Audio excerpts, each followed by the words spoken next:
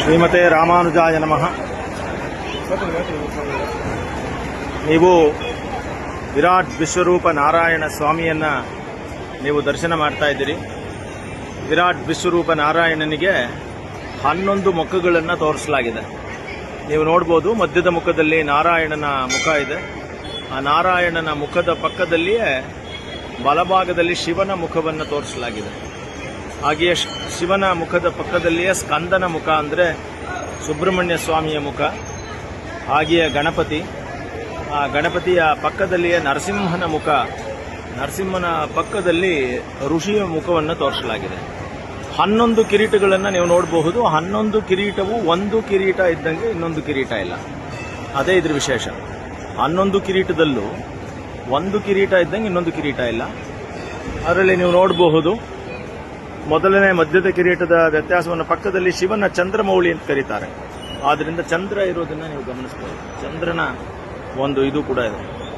ಈಗ ನಾವು 108 ಅಡಿಯ ಎತ್ತರದ ಶಿಲ್ಪಕಲೆಗೆ ಬಂದಿದ್ದೀವಿ. ಮೇಲ್ಗಡೆ ನೀವು ನೋಡಬಹುದು, ಮೇಲ್ಭಾಗದಲ್ಲಿ ಇರುವಂತಹದ್ದು ಕೀರ್ತಿಮುಖ ಅಂತ. ಕೀರ್ತಿಮುಖ ಅಲಂಕರಣ. ಯಾಕೆಂದ್ರೆ ಮಹಾವಿಷ್ಣುವಿನ ಕೀರ್ತಿಯನ್ನ ದಿಗಂತವಾಗಿ ಸಾರ್ತಾ ಇರೋದು ಕೀರ್ತಿಮುಖ. ಮೇಲ್ಗಡೆ ನರಸಿಂಹ ಮುಖ. ಅದ್ರ ಸುತ್ತಲೂ ಇರುವಂತಹದ್ದು 7 ಹೆಡಗಳ ಸರ್ಪ. ಆ 7 ಎಡೆಗಳ ಸರ್ಪದ ಜೊತೆಯಲ್ಲಿಯೇ ಕಿರೀಟಗಳನ್ನು ನೀವು ನೋಡ್ತಾ ಇದ್ದೀರಿ. ಸೊ 11 ಕಿರೀಟಗಳು ನೋಡಿದ್ರೆ ಒಂದಕ್ಕೆ ಒಂದು ಥರ ಇನ್ನೊಂದಿಲ್ಲ. ನಾವು ಬಲಗಡೆಯ ಮುಖಗಳನ್ನು ಪರಿಚಯ ಮಾಡ್ಕೊಂಡ್ವಿ. ಅಂದರೆ ನಾರಾಯಣ, ಪಕ್ಕದಲ್ಲಿ ಶಿವ, ಅದರ ಪಕ್ಕದಲ್ಲಿ ಇರುವಂತಹದ್ದು ಸ್ಕಂದ, ಆಮೇಲೆ ಗಣಪತಿ, ನರಸಿಂಹ ಮತ್ತು ಋಷಿ.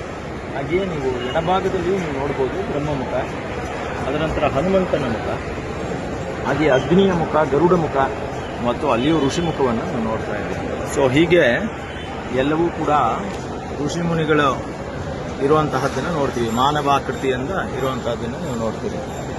ಈ ತಿರುನಾಮ ಇದೆಯಲ್ಲ, ಈ ತಿರುನಾಮದ ಸೈಜ್ ಇದೆಯಲ್ಲ, ಅದು ಬಂದು 5.5 ಅಡಿ. ಅಂದರೆ ನೀವು ಲೆಕ್ಕ ಹಾಕೋಬಹುದು ಅದು ಎಷ್ಟು ದೊಡ್ಡದಾಗಿದೆ ಅನ್ನೋದನ್ನ ನೀವು ಯೋಚನೆ ಮಾಡ್ಬೋದು. ಸೊ 5.5 ಅಡಿಯ ತಿರುನಾಮ ಅಂದರೆ ಆಲ್ಮೋಸ್ಟ್ ಒಂದು ವ್ಯಕ್ತಿಯಷ್ಟು ಇರುವಂತಹದ್ದು. ಹೀಗೆ 11 ಮುಖಗಳಿಂದ ಕೂಡಿದ ಅದರ ಮಧ್ಯದಲ್ಲಿ 7 ಮಹರ್ಷಿಗಳನ್ನು ನಾವು ಆ ಕತ್ತಲ್ಲಿ ನೋಡಬಹುದು. 7 ಮಹರ್ಷಿಗಳು. ಅದೇ ಥರ ಶಿವ ಮತ್ತು ನಾರಾಯಣ ಸ್ವರೂಪದಲ್ಲಿರೋದ್ರಿಂದ ನೀಲಕಂಠ ಹಾರವನ್ನು ನೀವು ನೋಡಬಹುದು. ಸುತ್ತ ಒಂದು ರುದ್ರಾಕ್ಷಿ ಮಾಲೆಯನ್ನು ಗಮನಿಸಬಹುದು. ಅಲ್ಲಿಯೇ ಪಕ್ಕದಲ್ಲಿ ನೀವು ನೋಡಬಹುದು ಒಂದು ಶಂಖಚಕ್ರಗಳು ಪರತ್ವ ಚಿಹ್ನೆಯಾಗಿ ಶಂಖ ಮತ್ತು ಚಕ್ರಗಳನ್ನು ಇಟ್ಕೊಂಡಿರೋದನ್ನು ನಾವು ನೋಡ್ತೀವಿ.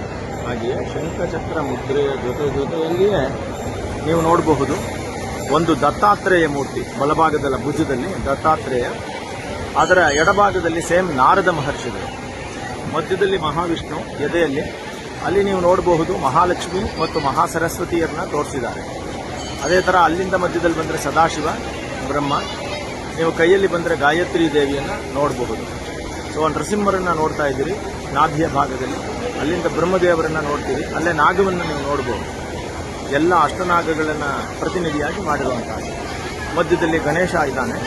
ಗಣೇಶನನ್ನು ನೀವು ನೋಡ್ಬೋದು. ಸುತ್ತಲೂ ದಶಾವತಾರ ಮೂರ್ತಿಗಳನ್ನು ಆ ಕಡೆ ಈ ಕಡೆ ನೀವು ನೋಡ್ಬೋದು. ಮತ್ಸ್ಯಕೂರ್ಮ 5 ಈ ಕಡೆ ಬಲಗಡೆ, 5 ದಶಾವತಾರ ಮೂರ್ತಿನೂ ಕೂಡ ಇದೆ. ಹಾಗೆಯೇ 16 ಆಯುಧಗಳನ್ನು ನೀವು ನೋಡಬಹುದು. ವಿರಾಟ್ ವಿಶ್ವರೂಪ ನಾರಾಯಣನ ಒಂದು ಮೂಲ ಸ್ವರೂಪ.